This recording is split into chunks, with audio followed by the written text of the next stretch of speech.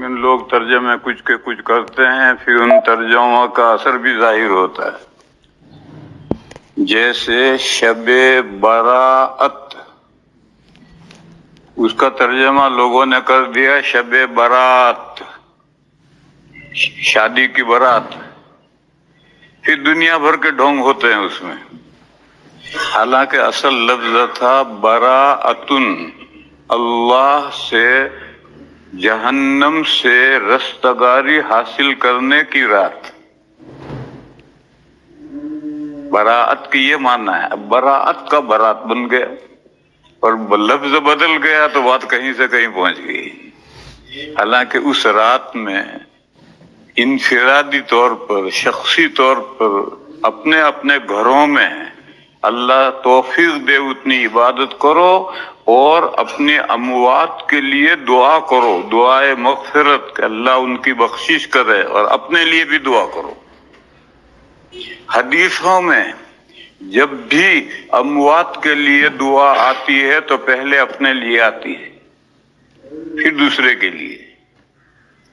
آپ قبرستان جائیں تو کہیں گے السلام علیکم اہل القبور یغفر اللہ لنا ولکم انتم سلفنا ونحن بالاثر. سلامتی ہو تم پر اے قبر والو، السلام علیکم اہل القبور، اللہ ہماری مغفرت کرے اور تمہاری مغفرت کرے. اپنے آپ کو مقدم رکھا گیا ہے، پہلے اپنے لیے مغفرت مانگو پھر دوسروں کے لیے. تم ہم سے ہمارے پیش رو ہو، ہم سے آگے جانے والے ہو، سلفنا، اور ہم تمہارے قدموں کے نشان پر آ ہی رہے ہیں. تو اور جگہ بھی ہے، مصافحہ کریں تو لوگ کیا کہتے ہیں؟ دعا میں یاد رکھنا، خصوصی دعا کی گزارش ہے. ارے مصافحے کی دعا ہے حدیث میں، وہ دعا کرو تو مصافحے کا کوئی فائدہ ہے، ورنہ کیا فائدہ ہے ہاتھ بڑھانے سے. حدیث شریف میں ہے کہ جب دو مسلمان ملتے ہیں اور دونوں مصافحہ کرتے ہیں اور دونوں اللہ کی تعریف کرتے ہیں اور دونوں کہتے ہیں یغفر اللہ لنا ولکم، اللہ ہماری بخشش کرے اور تمہاری بخشش کرے.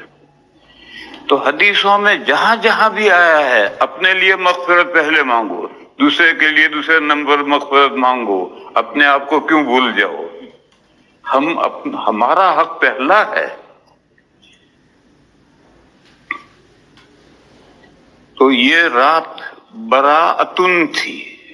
اس رات میں عبادت کرو، مسجدوں میں اکٹھا ہو کر نہیں، اپنے اپنی جگہوں پر اپنے گھروں میں، تاکہ گھر کی عورتیں بچے بھی اس میں شریک ہوں. آپ یہاں آ گئے بھی گھر میں سو گئی،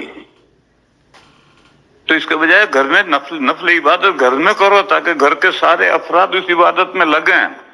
اور پھر اپنے لیے دعائے مغفرت مانگو کہ اللہ مجھے جہنم سے چھٹکارا دے. اور پھر اموات کے لیے مانگو، اپنے اموات کے لیے، تمام اموات کے لیے اللہ سے رستگاری، فارسی لفظ ہے رستگاری، چھٹکارا مانگو کہ اللہ جہنم سے ہمیں آزاد کر دے.